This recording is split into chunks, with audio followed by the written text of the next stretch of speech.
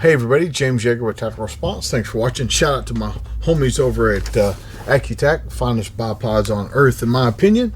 As you guys see, like I do when I'm on the internet looking at stuff, and I recently saw a Facebook post that just dumb gun stuff, and so this certainly fits under my stupid internet gun stuff heading. If you haven't watched that playlist, you might enjoy it. Quote, some words to the wise, shooting advice from various concealed carry instructors. So it doesn't name anybody. It's one of those list things. If you own a gun, you appreciate this. If not, you should get one and learn how to use it. I agree with that. You should get one and learn how to use it. Cliche, stupid shit like this. Guns only have two enemies, rust and politicians. I've never heard a concealed carry instructor say that. It's always better to be judged by 12 than carried by 6. Nothing I've ever heard a concealed carry instructor say. And people say that all the time. Oh, I'd rather be judged by 12 than carried by 6. I don't want to die, but throwing caution to the wind with bravado like that is not part of the gun culture. That's part of the gun community. Cops carry guns to protect themselves, not you. That's fucking bullshit. Cops wouldn't need a gun if they weren't protecting you. Just stuff like that. Never let someone or something that threatens you get inside of arm's length. It'd be great if that's the world we lived in, but if you look at most gunfights happen in very close proximity and very, very close to very short. They're usually very violent, very fast.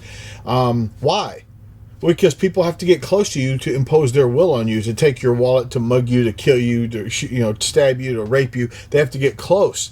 And so they happen close. So yeah, I hear guys all the time, I never let anybody get within 6 feet of me. It's just a lie. It's just bravado. It's nonsense, nonsensical stuff.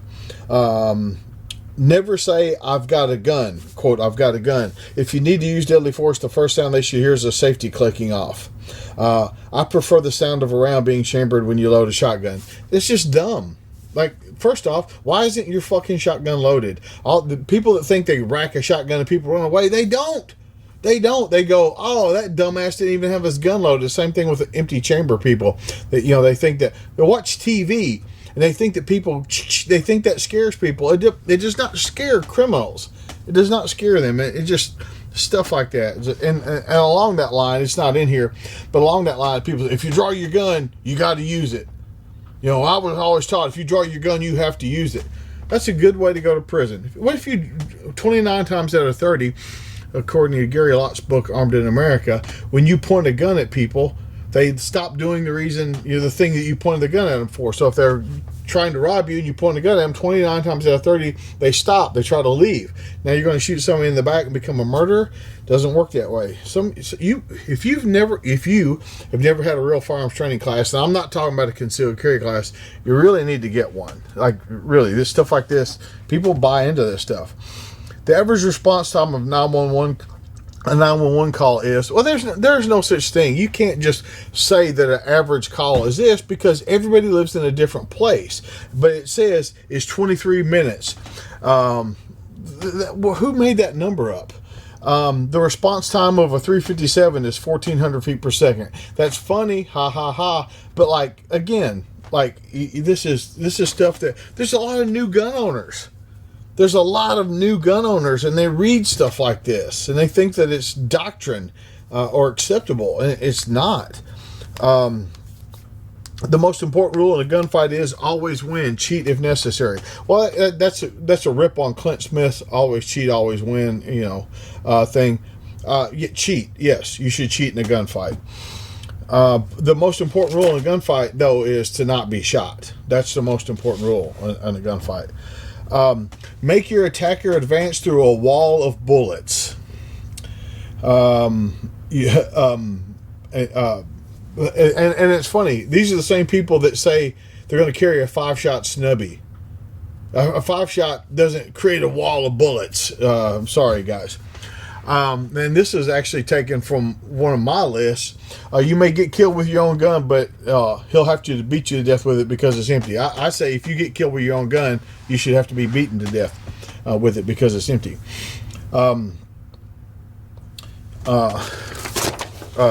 if you're in a gunfight, if you're not shooting, you should be loading. Who knows what the tactics will dictate? What if your gun's full? If you're not loading, you should be moving. If you're not moving, you're dead. What if you're behind cover? Like, if I'm behind cover, I should move out from behind cover where people can shoot at me. Just stuff like this. Like, if you read it and you don't know what the hell is going on, you might think, oh, that makes sense. It's broader than that. In a life and death situation, do something. It may be wrong, but do something. 100% agree. 100% agree with that. That's the only thing so far that I 100% agree. Fucking do something. If you carry a gun, people call you paranoid. Nonsense. If you have a gun, what do you have to be paranoid about? No, they will. Some people will call you paranoid. It's because that you personify fear, pain, and death, and it makes them uncomfortable, so they lash out at you. You could say stop or alto or any other word, but a large bore muzzle pointed at someone says pretty much a universal language. Then it says amen. First off, stop works for everybody. You should say something when as you're drawing your pistol. Stop. As you're drawing your pistol, it's their last chance. Their last chance to go away without a bullet hole in them. And that whole large bore and all that, again, bravado crap. At night, a lot of times people don't even see the gun till it flashes. So trying to menace somebody with a firearm, not a good idea. And then there's always these things. If you're not afraid of the Second Amendment, please forward this. I bet you don't have the balls to forward these and all that nonsense. So anyway, and there's hundreds of examples of things like this that float around the internet. The reality is you need to get some competent firearms training from somebody that is a competent instructor. And I'm not telling you to train with me. There's plenty of good places to train. There's a few shitty ones.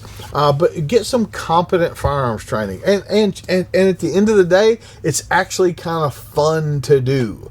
So consider that. But be careful where you get your advice, including here. Be careful where you get your advice. There's a lot of bad stuff going on. If you want to look at my resume, go over to tacticalresponse.com, check out my resume, and you can see where I get my opinions. James Yeager with Tactical Response, reminding you that your responsibility to be ready for the fight never ends.